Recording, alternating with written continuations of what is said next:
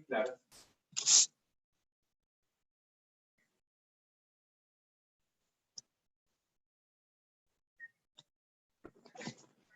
Dale, no hay problema. Pero entonces,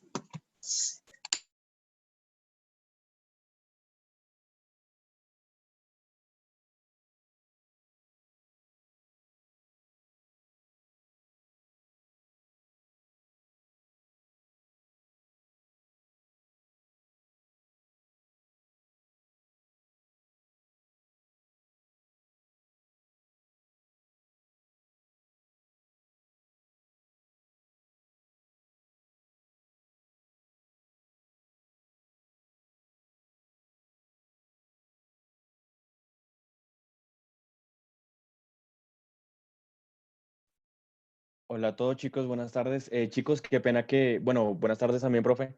Profe, qué pena que no me puedo ver, pero no sé, hoy en clase, hoy estaba en una clase y se me abrió la cámara y no la he podido configurar desde entonces. Pero pues yo acá seguiré tras bambalinas, como siempre.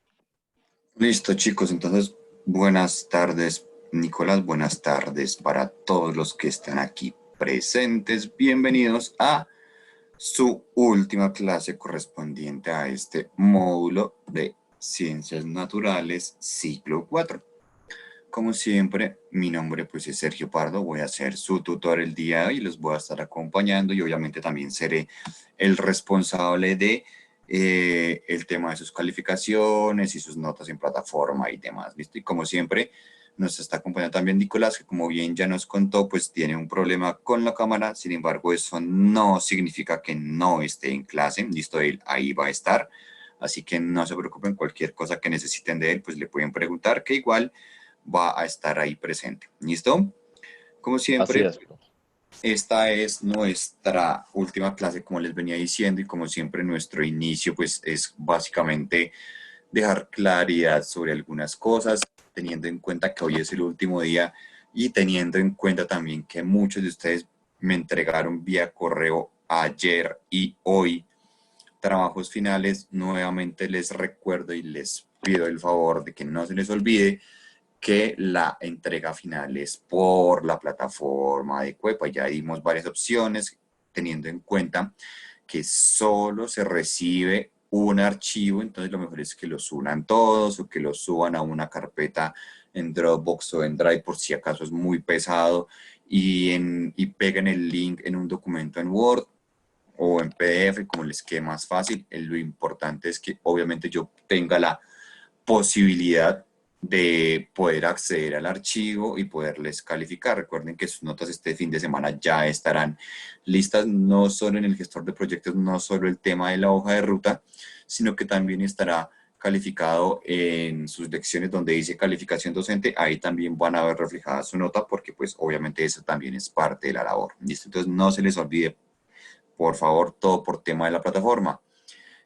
Carmen, tienes una pregunta. Cuéntanos qué pregunta tienes. Listo, entonces mientras Carmen nos redacta la pregunta o si utiliza el micrófono como ella prefiera, no se les olvide que el plazo máximo es hoy. ¿Listo? Hoy a medianoche. Con eso yo me pongo juicioso a calificar desde mañana y digamos a ver si el mismo día de mañana o por tarde el domingo ustedes ya tienen sus calificaciones. ¿Listo? Mientras Carmen Profe, Adri, dime.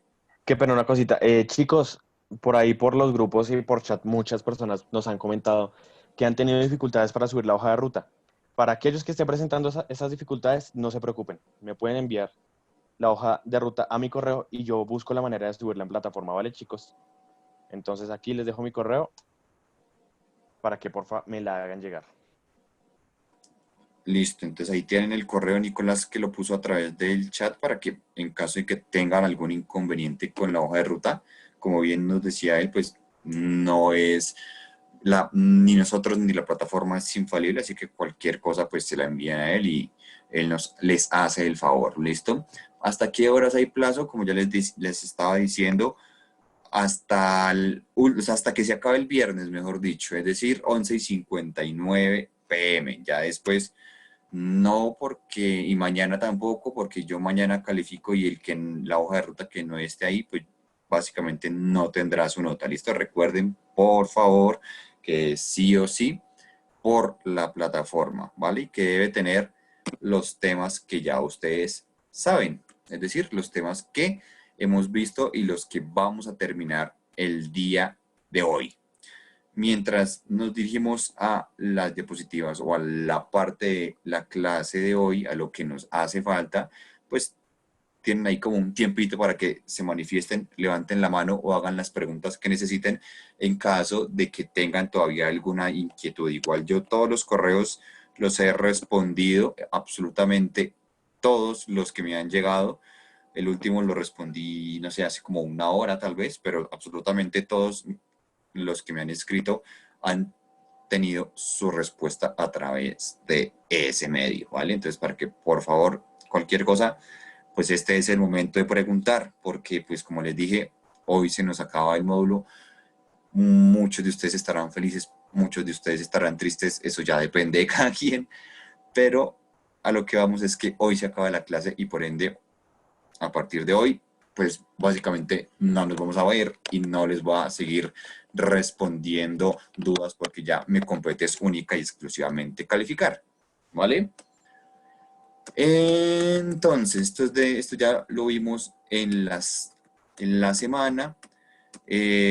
Hace un par de días vimos las diferencias entre aceleración, velocidad, desplazamiento y rapidez. El día de ayer hicimos ejercicios sobre todo del tema de aceleración. Dejamos claro que era velocidad final menos velocidad inicial sobre tiempo. Hablamos de aceleración y velocidad, bueno, sobre todo la velocidad de aumento del cambio de la temperatura y del calentamiento global en el planeta.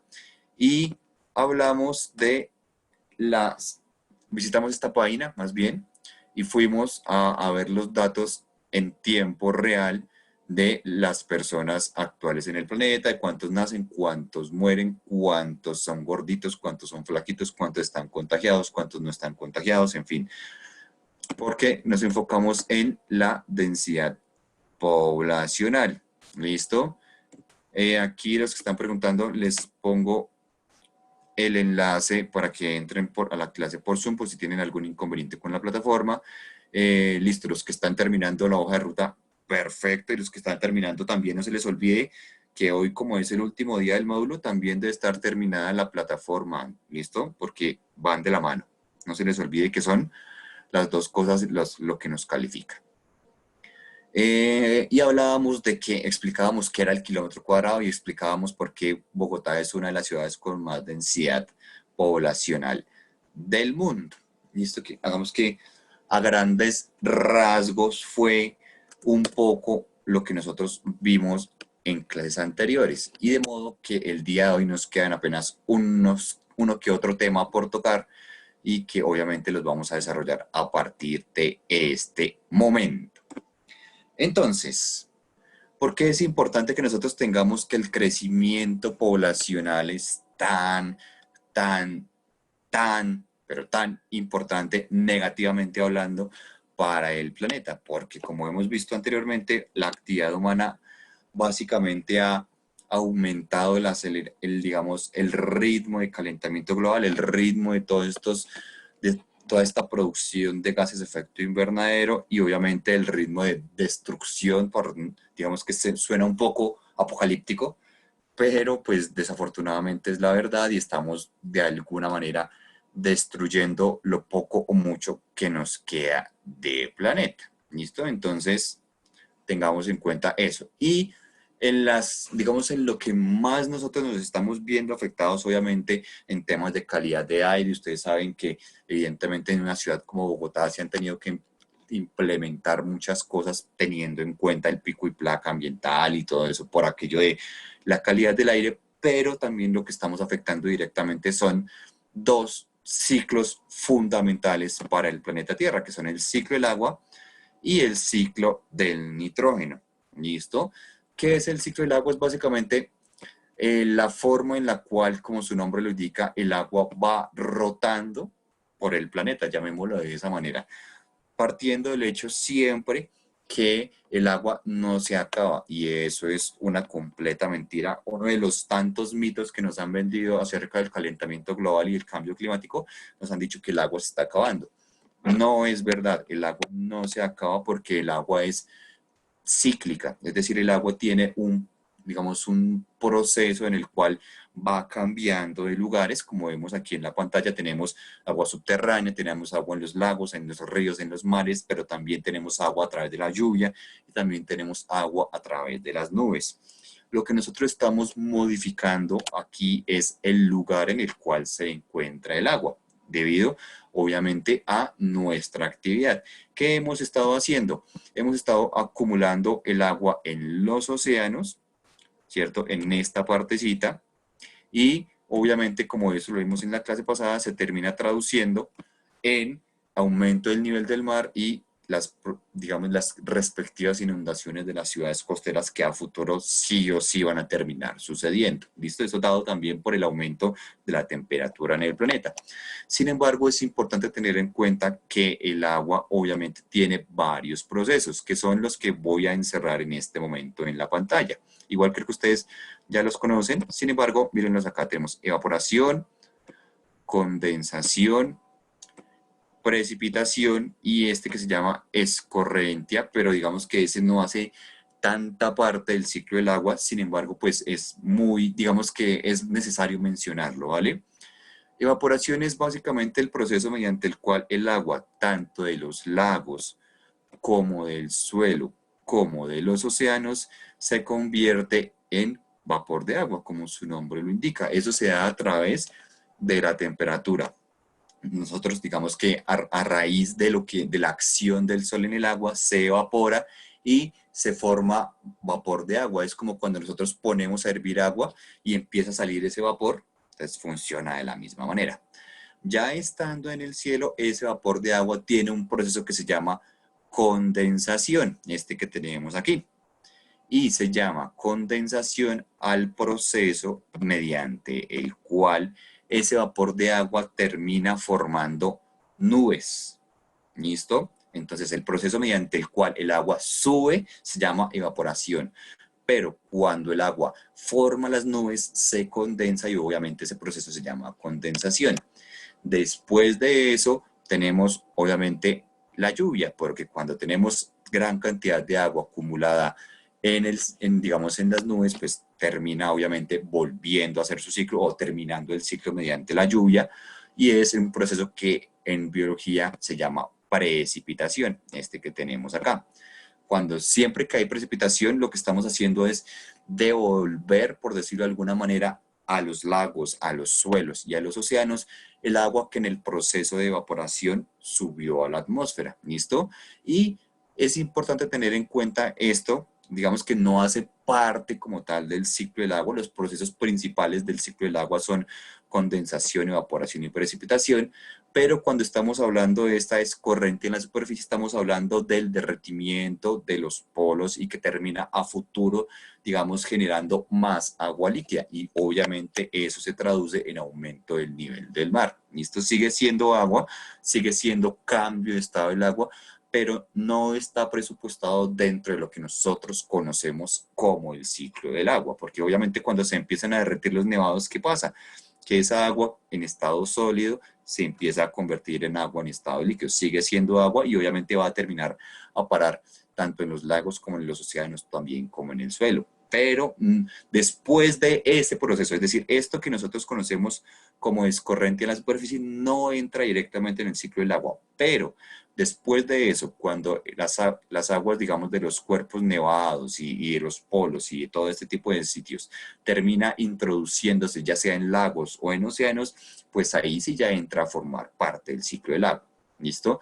¿Qué hemos hecho nosotros y por qué hemos perjudicado directamente eso? Porque como vimos en clases anteriores, cada vez tenemos más precipitaciones, cada vez tenemos más temporadas secas, es decir, son cada vez más marcadas las lluvias y los días que no llueve.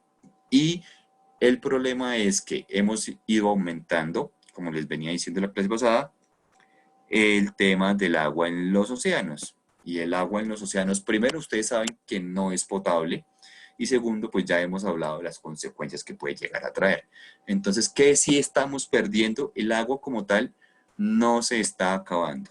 Eso no es verdad, ¿listo? Para que lo tengamos claro. Lo que sí estamos haciendo es acumular el agua en este tema de los océanos y despotabilizándola. Es decir, el agua en los océanos nunca, nunca, nunca va a ser potable. Si ustedes por alguna extraña razón han consumido agua de mar, se dan cuenta que obviamente es salada, pero que lo que causa es que de alguna manera terminan teniendo más sed, terminan deshidratando el cuerpo por la cantidad de sal que puede llegar a tener.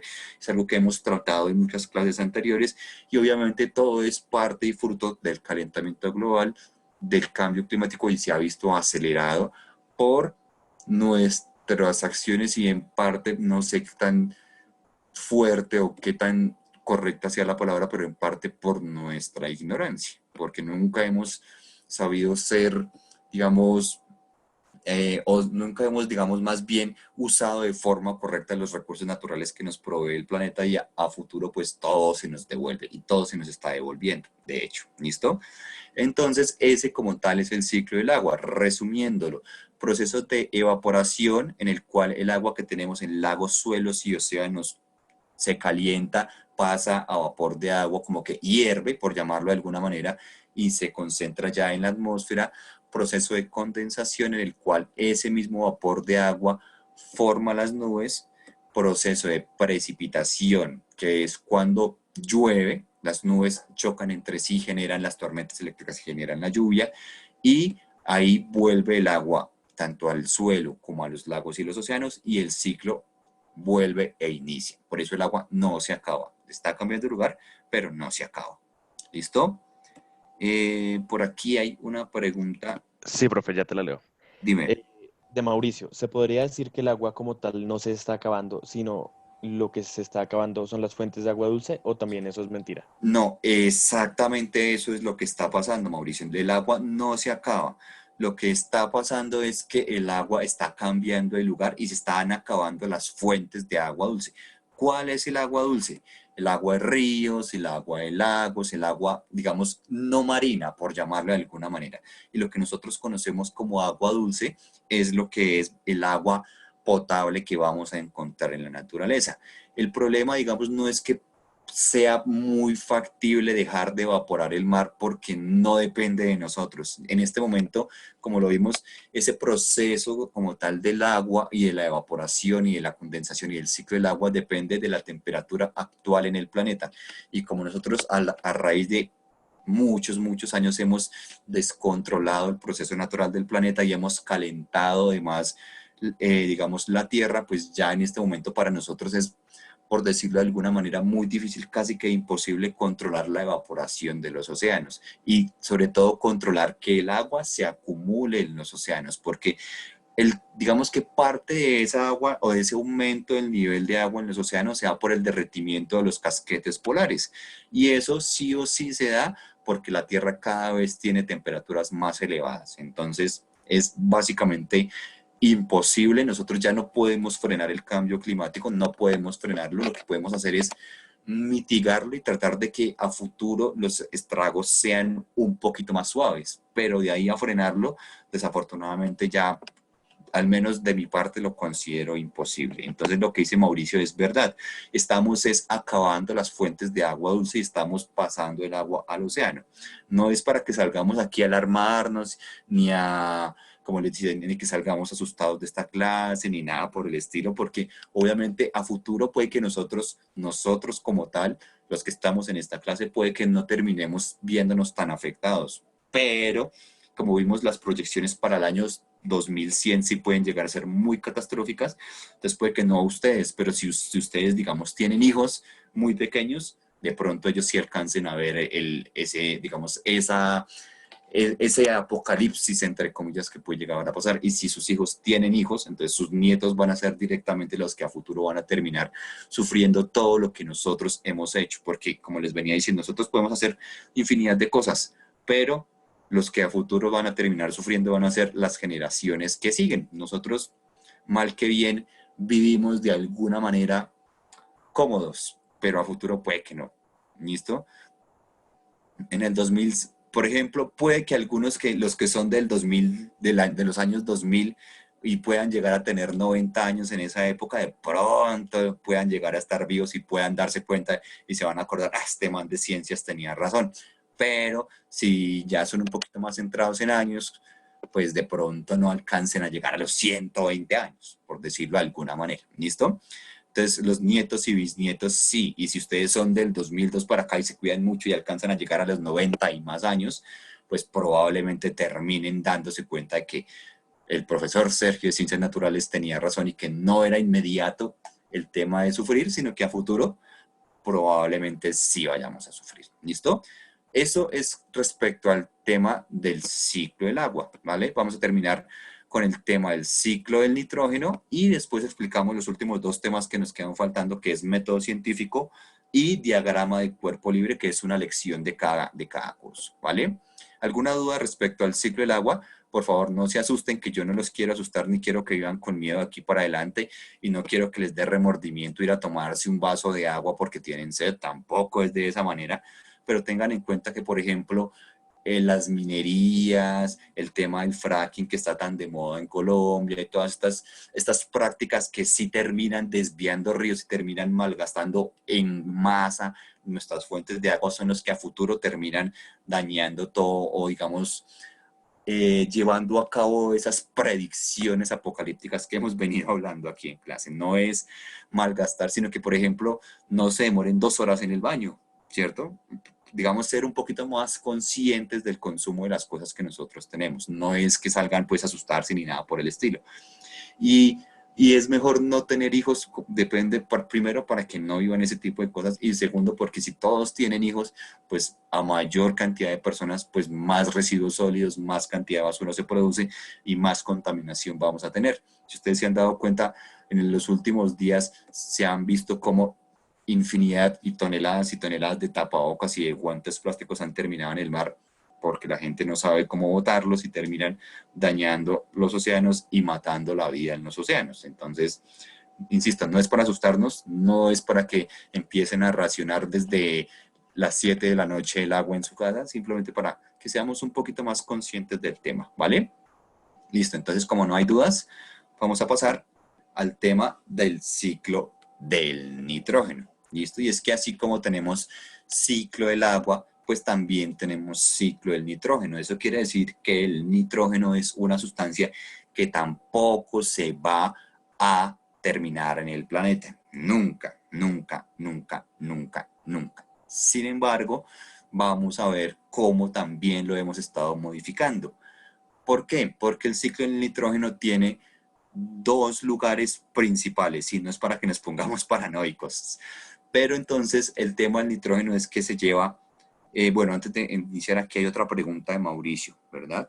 Dice, el ser humano ha ayudado a aumentar el calentamiento global a través de las emisiones de gases. La pregunta es que no podríamos empezar a generar emisiones que provoquen lo contrario, es decir, el enfriamiento.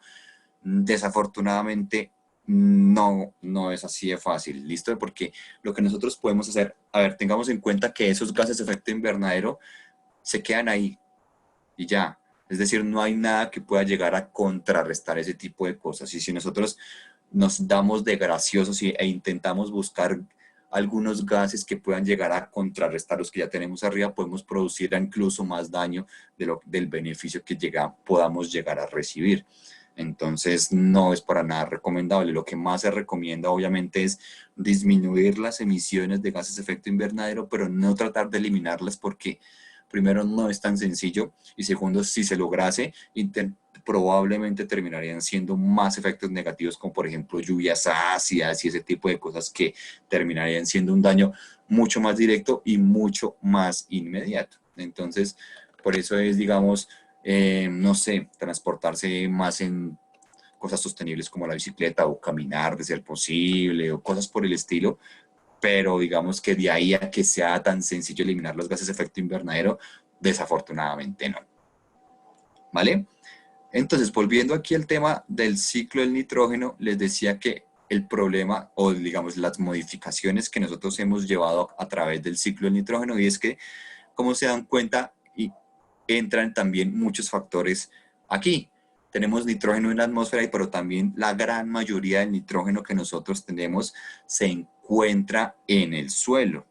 ¿Y qué hemos hecho nosotros con el suelo? Básicamente destruirlo, porque nos hemos dedicado digamos, a obtener todas esas combustibles fósiles que se encuentran en el subsuelo, como petróleos, carbones, gas y demás, y obviamente eso termina generando erosión, termina a futuro generando que no crezcan plantas, que los animales terminen extinguiéndose por falta de recursos, y eso a grandes rasgos digamos que también se ve afectado el ciclo del nitrógeno. Pero ¿qué es el ciclo del nitrógeno? De la misma manera que el agua, que tiene un proceso en el cual como que fluye a través del planeta, pues el nitrógeno también tiene ese mismo procedimiento en el cual el nitrógeno fluye a través del planeta. ¿Listo? Simplemente aquí digamos, la modificación es que pues ya no es agua, sino que es nitrógeno, pero vamos a tenerlo en varias presentaciones de la misma manera que teníamos en varias presentaciones el agua. En el ciclo del agua nosotros teníamos agua en estado líquido, sólido y gaseoso en la naturaleza. ¿Listo? Aquí tenemos el nitrógeno en nitrógeno atmosférico, pero también tenemos nitrógeno en forma de sales y en forma de otros gases, ¿vale? No encontramos nitrógeno, en este caso, en estados sólidos, digamos, líquido, perdón, no lo vamos a encontrar, a menos que esté disuelto en agua.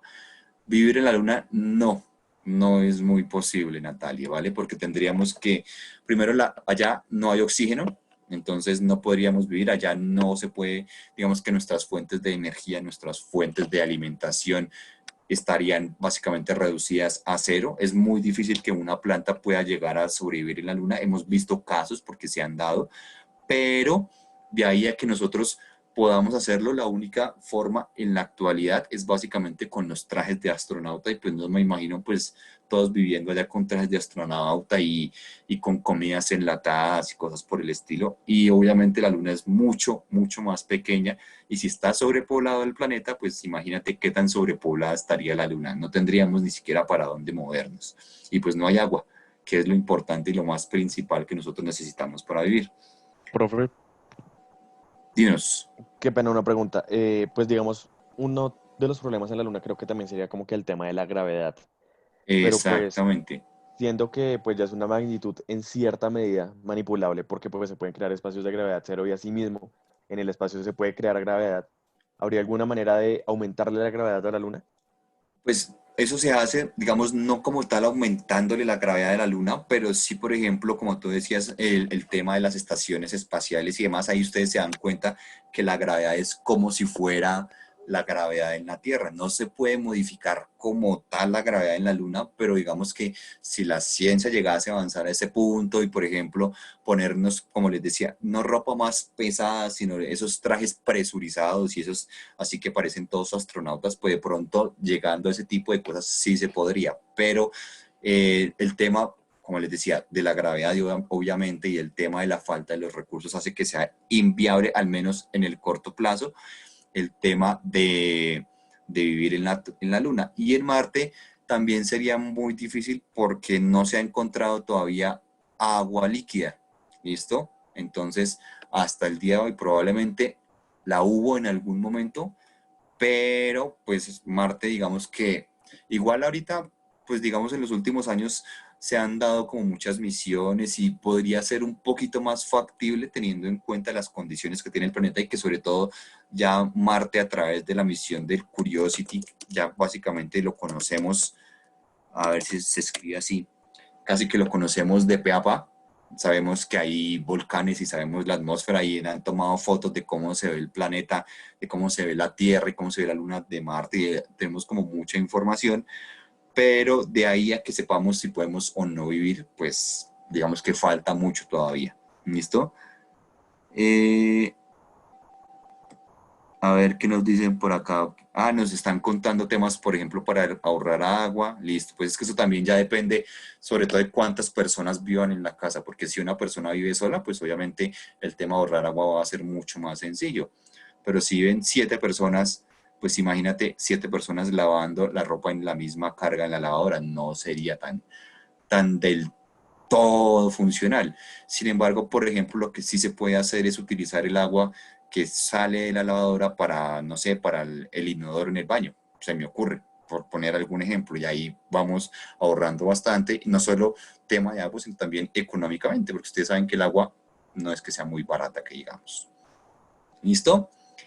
Entonces, para cerrar el ciclo del nitrógeno, aquí hay una gran diferencia respecto al ciclo del agua, y es que aquí necesitamos sí o sí la intervención de seres vivos. El agua, en el ciclo del agua, no necesitamos intervención de seres vivos. En el ciclo del nitrógeno, sí, porque necesitamos plantas, necesitamos hongos, necesitamos bacterias y obviamente necesitamos de alguna manera que nosotros existamos acá.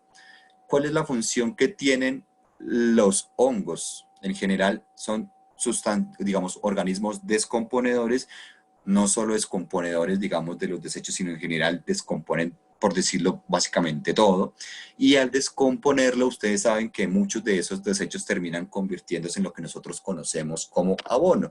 Y ese abono para la tierra, pues también es rico, digámoslo, en nitrógeno. Entonces, parte, digamos, principal del ciclo del nitrógeno es la función de las bacterias y de los hongos descomponedores, porque se encargan de hacer esas cosas que son muy complejas en algo, convertirlas en algo más simple y que el nitrógeno sea más fácil para absorber, no solo para las plantas. Acuérdense que esto lo vimos en el tema de la cadena alimenticia y veíamos cómo la manera en la cual los nutrientes volvían a la tierra después de todo ese ciclo de alimentación era a través de los hongos, y parte de esos nutrientes que nosotros hacemos cíclicos mediante la comida es el nitrógeno, porque obviamente el nitrógeno, no sé si ustedes sabían, es el elemento que más abundante se encuentra, al menos en la atmósfera, es el nitrógeno, no es el oxígeno, es el nitrógeno.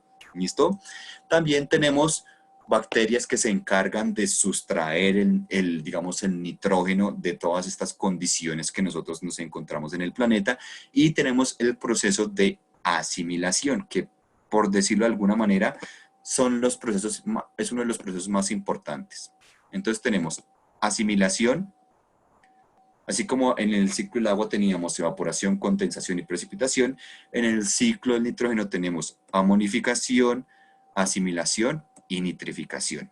¿Listo? Asimilación es cuando las plantas, como su nombre lo indica, asimilan el nitrógeno y lo empiezan a utilizar para meterlo en el ciclo que nosotros ya hemos visto, que es el ciclo de la alimentación, y que termina nuevamente con la descomposición de los alimentos y con el proceso de los descomponedores. Pero en el tema del subsuelo tenemos procesos de amonificación y nitrificación. Nitrificación es cuando las bacterias se encargan de tomar digamos, el nitrito, que es una forma de sal que está compuesta por nitrógeno, y la introducen en este ciclo que nosotros estamos viendo digamos, en pantalla. Y el tema de la amonificación es cuando ese nitrógeno se fija en el suelo para que pueda darse este ciclo. ¿Listo? Entonces, tenemos tres procesos principales, como les venía diciendo: asimilación, nitrificación y amonificación, que son, podemos llamarlo, muy similares a evaporación, condensación y precipitación. ¿Listo? Evaporación, acuérdense que es en el ciclo del agua, cuando el agua pasa, digamos, a estado gaseoso, luego se condensa y luego se precipita. En este caso, pues primero se amonifica, es decir, primero ese nitrógeno es fijado en el suelo, después como que se sustrae y se introduce dentro del ciclo del nitrógeno, y después se asimila por las plantas, para que después de todo ese proceso que nosotros vimos anteriormente de la cadena alimenticia, vuelven y entran los descomponedores, extraen digamos, uno de esos nutrientes que es el nitrógeno, y vuelven y lo fijan en el suelo para que vuelva e inicie el ciclo. No es tan complicado, ¿listo? ¿Cuál es el proceso que nosotros hemos dañado? Básicamente a través de nuestras acciones, pues todo lo que sea en el subsuelo, porque nosotros hemos deteriorado muchísimo, muchísimo, muchísimo el suelo a través de todo lo que nosotros conocemos como esas prácticas extractivas, es decir, sacar todo lo que necesitamos y lo que podemos vender, pero pues dañando como tal la naturaleza. ¿Listo? Y ese es el ciclo del nitrógeno. Acuérdense, simplemente tenemos tres procesos principales: asimilación, nitrificación y amonificación, y basándonos en esos tres procesos principales y teniendo en cuenta que necesitamos toda la cadena alimenticia, es decir, desde las plantas hasta los descomponedores, y teniendo en cuenta también la acción de las bacterias que fijan el nitrógeno en el suelo y lo extraen y lo pasan, digamos, a la sustancia más mínima posible, pues ahí ya podemos entender mucho más sencillo el nitrógeno, el ciclo del nitrógeno. Obviamente también debemos tener en cuenta que hay nitrógeno atmosférico y que también es tomado por nosotros. ¿Listo? ¿Dudas, preguntas, inquietudes, sugerencias o todo claro? Pues no han dicho nada en el chat, profe. Perfecto. Listo. Entonces, todo claro. Aquí lo importante, como les digo, no es asustarnos, sino tener en cuenta todos los procesos que nosotros estamos modificando. Desafortunadamente, muchos de esos procesos, pues, no dependen de nosotros, pero pues, para que tengamos en cuenta un poquito a futuro, los que se quieran dedicar no sé, a algo relacionado con las ingenierías y demás, que siempre digamos que se piensen en productos que sean sustentables y sostenibles. ¿Listo? Con eso terminamos esa gran clase que habíamos dicho que iniciamos el día martes y nos quedan únicamente tocar estos dos temas que son los de finalizar. ¿Listo? Método científico y diagrama de cuerpo libre. ¿Listo? Uno de octavo, uno de noveno, como siempre. Entonces, para hacerlo muy breve y para que tengamos muy claro qué es cada cosa, pues el diagrama de cuerpo libre es básicamente ver todas las fuerzas que pueden actuar sobre cualquier cosa que se encuentra en el planeta Tierra, siempre, seamos nosotros, sean los animales, sea, digamos, un carro, sea el celular, todo, absolutamente todo, tiene fuerzas que actúan sobre él, mientras que el método científico es la forma en la cual nosotros, digamos que el tema de la caída libre puede ver ahí con diagrama de cuerpo libre, pero ya lo vamos a especificar un poquito más, pero sí tiene que ver. Digamos que puede ser una manera de ejemplificarlo, ¿vale? Y el tema del método científico es básicamente los procesos que nosotros debemos seguir para hacer ciencia, ¿vale? Entonces vamos a enfocarnos, vamos a hablar primero del tema del método científico, después explicamos el diagrama de cuerpo libre y con eso damos por terminado nuestro módulo de ciencias naturales correspondiente a ciclo 4. Entonces, el método científico no es más que seguir ciertos pasos o ciertos procedimientos que obviamente han de tener un orden. ¿Y cuáles son? Vamos a empezar por el que tenemos en la primera parte, que es la observación. ¿Listo?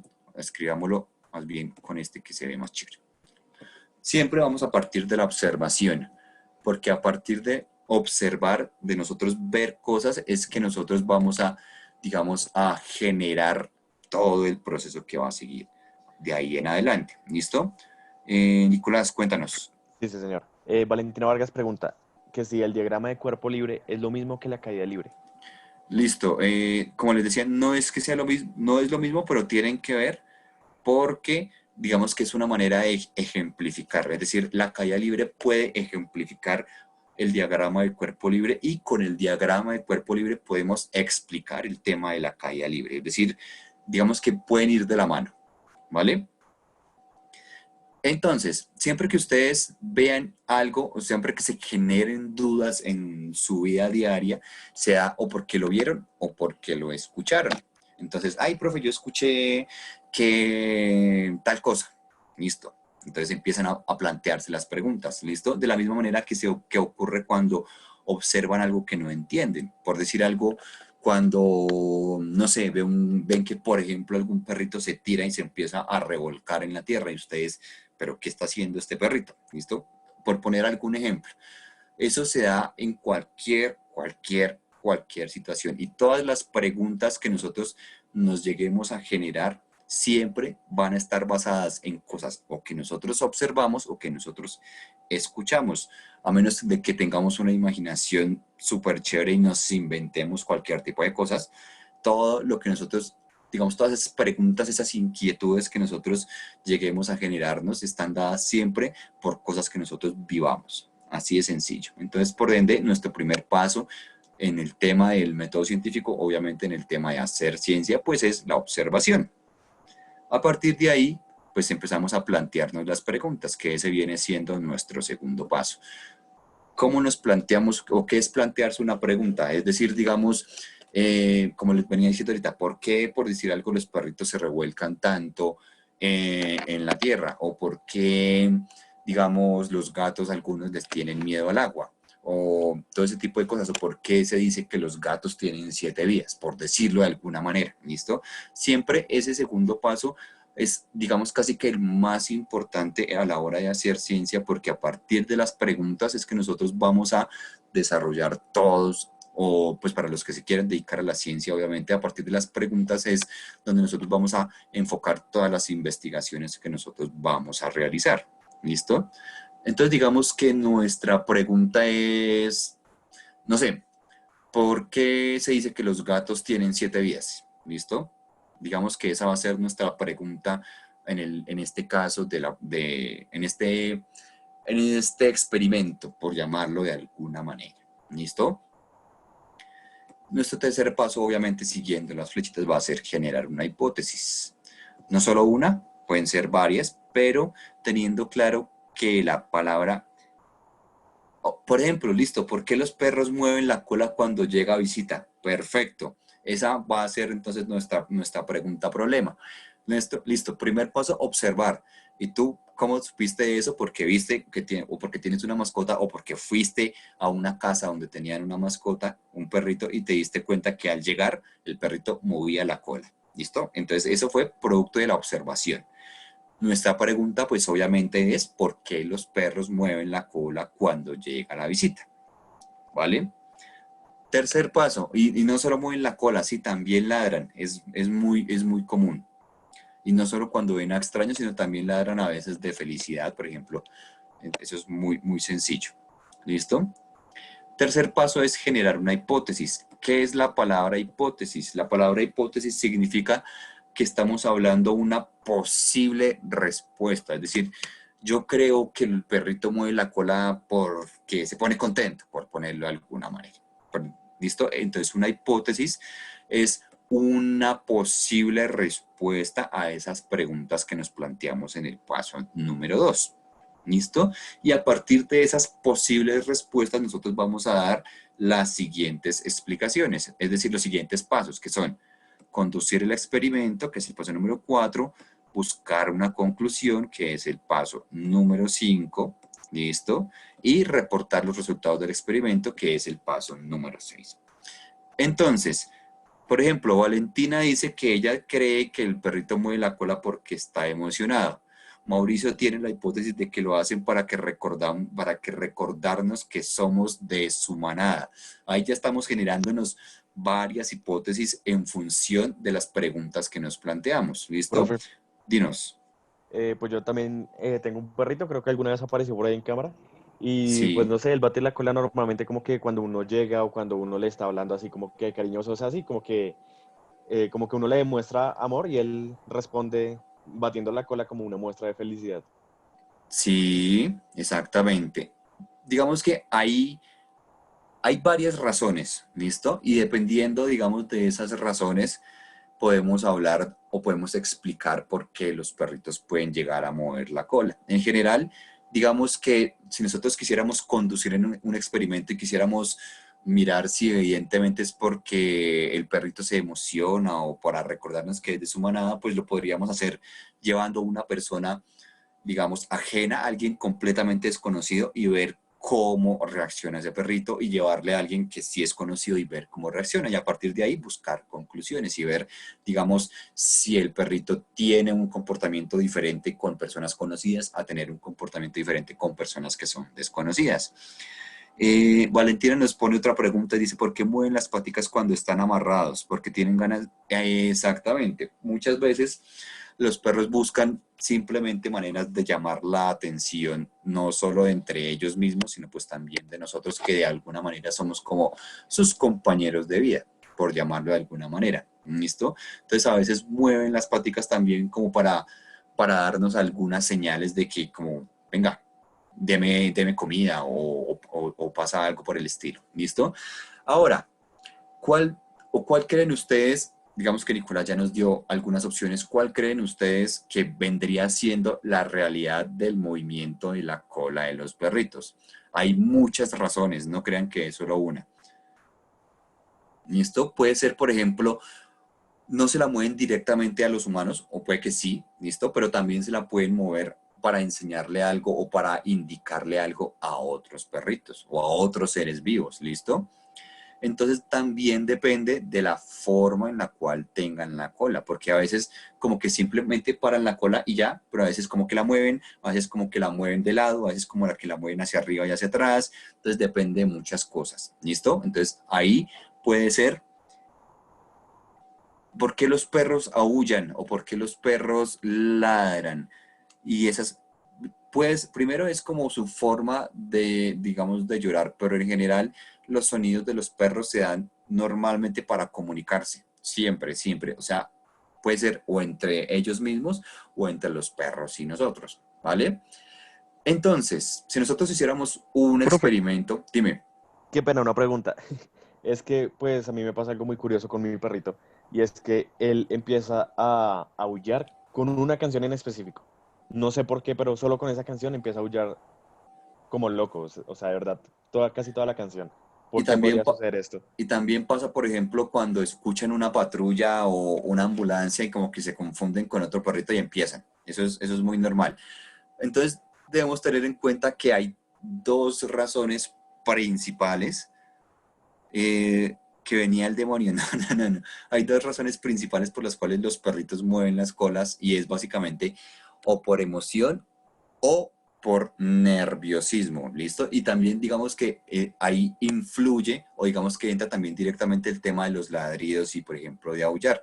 Puede ser o por emoción o por nervios, es decir, cuando hay alguna señal de peligro, ellos tratan de mostrárnoslo de alguna manera y puede ser ladrando, puede ser, ustedes no sé si han dado cuenta que tratan como que los sigamos a algunas partes, como que nos muerden el pantalón y como que nos jalan hacia algún lado, ese tipo de cosas se dan. Cuando ya nosotros no le ponemos cuidado, como que buscan otro tipo de señales en función de que nosotros sí o sí les pongamos cuidado. Y entonces ahí empiezan a ladrar, empiezan a aullar, empiezan a mover la cola, empiezan a dar vueltas, empiezan a tirarse encima de nosotros, siempre tratando de buscar, que, digamos, de llamar la atención.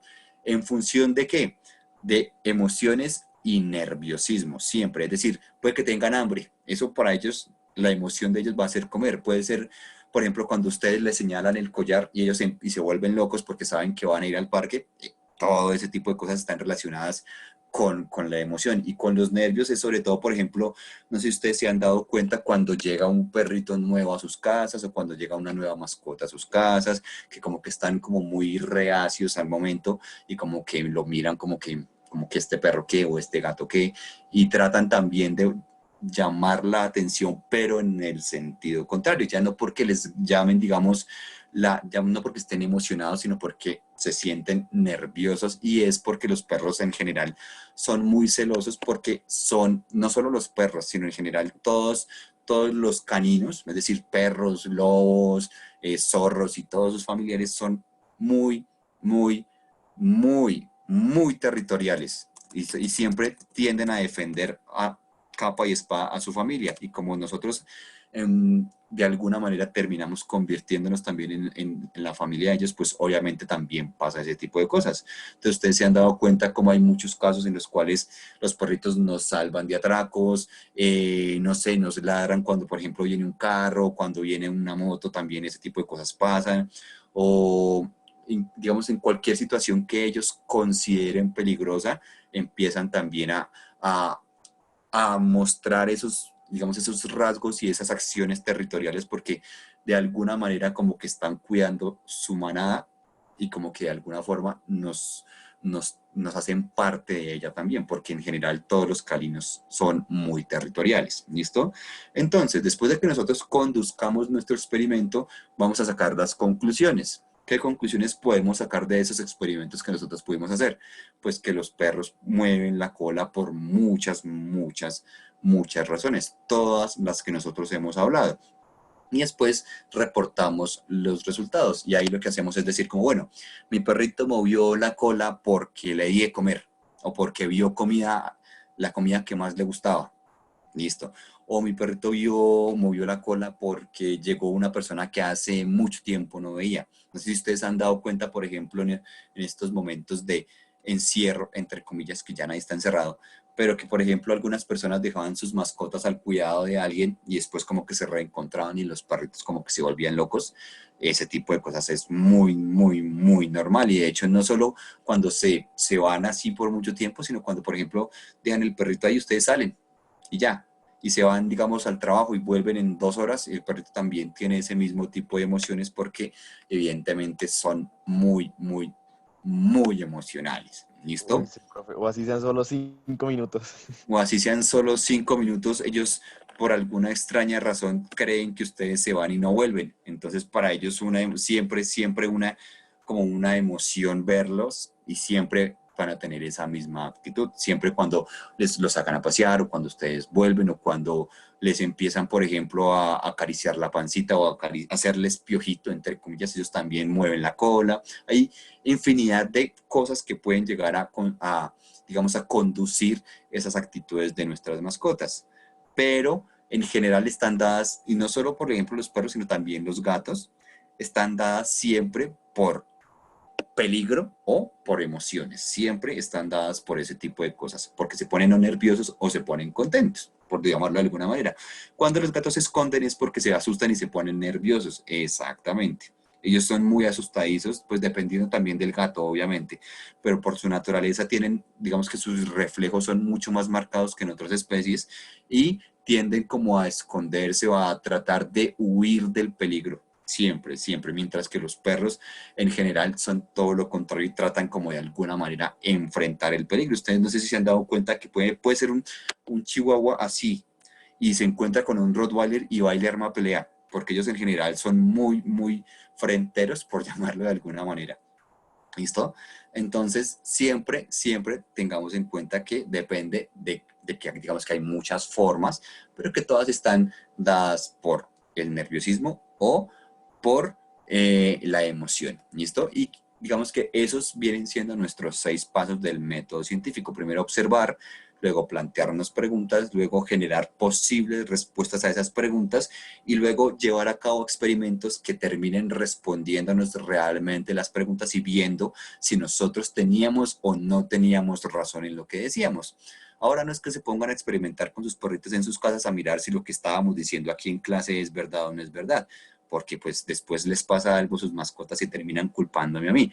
No, no lo hagan, pero pónganle cuidado sobre todo al accionar y al actuar de sus mascotas y se van a dar cuenta que si ustedes les dan comida, mueven la cola, que si los sacan a pasear, mueven la cola, que si les llevan un juguete nuevo, también se emocionan, pero que por ejemplo cuando por ejemplo, pasa un perro por el frente de sus casas ladrando y ellos como que se asoman en la puerta o en la ventana a mirar qué es lo que pasa, se asoman y se asoman moviendo la cola porque ahí son cosas, digamos, son cosas diferentes, pero digamos que ellos también es una forma de mostrar tanto sus emociones como sus nervios, ¿vale?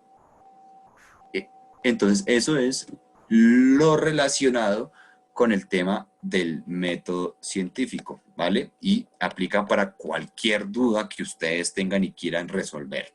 No importa, no importa qué pregunta sea, ustedes siguen esos pasos y se van a dar cuenta que van a poder resolverla científicamente hablando. ¿Listo? ¿Alguna duda? ¿Pregunta?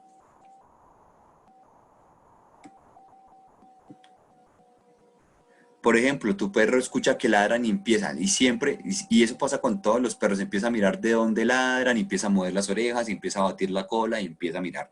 Todos los perros actúan de esa manera. Obviamente, si tú ya los tienes en un proceso, digamos, de adiestramiento y ese tipo de cosas, pues vas a ver cómo sus actitudes pueden llegar a cambiar. Pero dados, digamos, desde su naturaleza, se van a dar cuenta que obviamente funciona así. ¿Listo? Y si esto está claro, pues vamos a cerrar con este pequeño dibujito que tenemos acá, ¿vale? O bueno, estos dos. Pero digamos que explicando este es mucho más sencillo.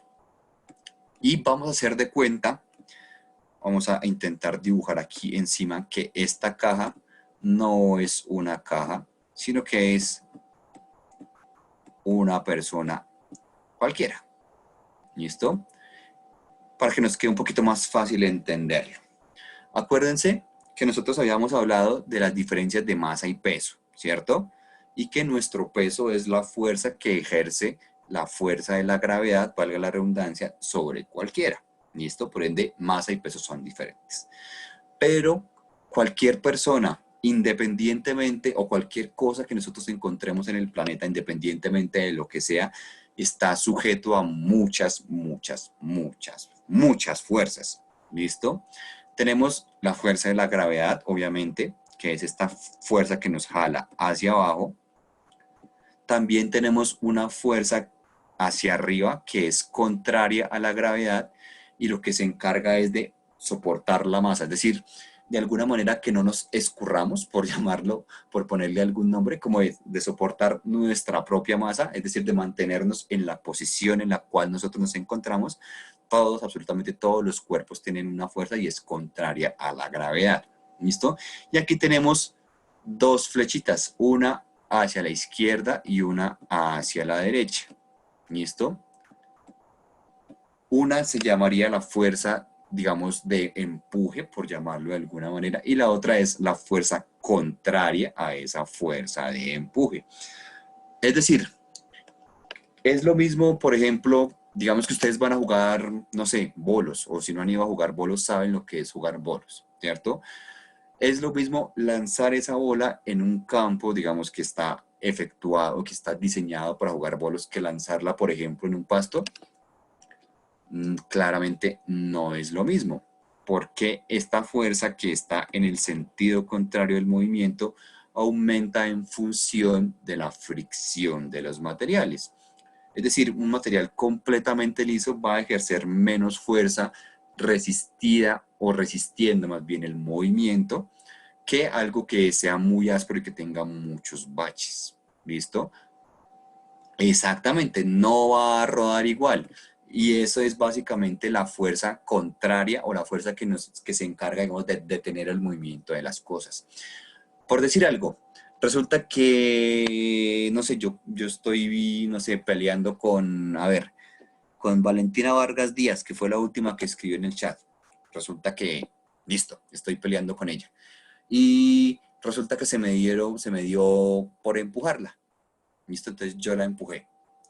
Es lo mismo que yo la empuje cuando hay una pared que está al lado de ella, a que no la empuje cuando no hay una pared. Pues claramente no va a ser lo mismo, porque si no hay ninguna pared, pues no va a haber nada que detenga el movimiento. Entonces, si yo la empujo, pues toda la fuerza que yo hago en mis manos se va a ver traducida en el movimiento que ella puede llegar a, o en el tropiezo que ella puede llegar a tener.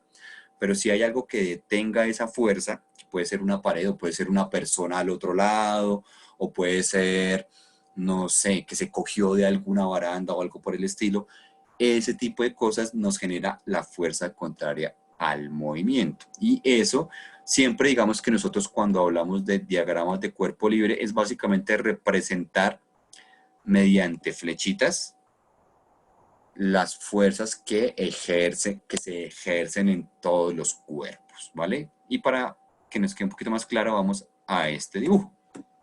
¿Listo? No es lo mismo que esté algo sobre una mesa, a que esté sobre un plano inclinado, a que esté suspendido, a que esté colgando, ¿vale? La fuerza normal, ¿se acuerdan? Que es la que está, digamos que la que nos mantiene o la que soporta la masa, siempre va a ser contraria, pero ojo, no contraria a la fuerza de la gravedad, sino contraria a la superficie en la cual se encuentre. Si nosotros estamos en una superficie así, pues la fuerza normal va a ser así. Si nosotros estamos en una superficie completamente plana, pues la fuerza normal va a actuar así. Por ende, si nosotros estamos en una superficie completamente vertical, pues la fuerza normal va a ser completamente horizontal. Y funciona de la misma manera cuando tenemos algo colgado. Si nosotros tenemos algo colgado, pues las dos fuerzas principales o la fuerza principal va a ser la de la gravedad, obviamente, pero también va a estar la fuerza de la cuerda o de la mano o de lo que sea que esté sosteniendo el cuerpo, ¿vale? Entonces, lo único digamos, lo principal que debemos tener claro acá es que cuando hablamos de diagrama de cuerpo libre nos estamos refiriendo a representar mediante flechitas las fuerzas que efectúan o que se ejercen en un cuerpo. ¿Listo? No es más, es así de simple. ¿Listo, chicos? Entonces, no siendo más, se acabó. Los vamos a extrañar nosotros a ustedes también. Nos veremos en una próxima ocasión. No se les olvide, porfa, entregar la hoja de ruta al día de hoy. Y espero que tengan unas felices vacaciones, que tengan una feliz noche, que descansen, que duerman muy bien, que coman muy rico. Nos vemos próximamente, si nada extraordinario ocurre. Gracias a ustedes por asistir a la clase, por conectarse tan juiciosamente todos estos 16 días y nos vemos después, ¿vale? Chao chicos, que estén muy bien. Regresan 14 de julio, creo que les dijo Nicolás, ¿verdad? 12 de julio, profe. Y así es, chicos, muchísimas gracias por su asistencia, por su participación en este semestre. Pues ya hoy finalizamos con las clases de los módulos. Mañana aún tenemos taller de formación, pero pues ya esta es la última clase, ¿vale, chicos? Entonces, pues muchas gracias a todos. Creo que también es mi último día como monitor, entonces les agradezco mucho porque pues también aprendo mucho de ustedes. Entonces, pues igual por ahí me estarán viendo mañana. Que tengan una feliz noche y por aquí también les estaré ayudando si requieren algo más, ¿vale, chicos? Feliz noche. Chao, que estén muy bien. Chao.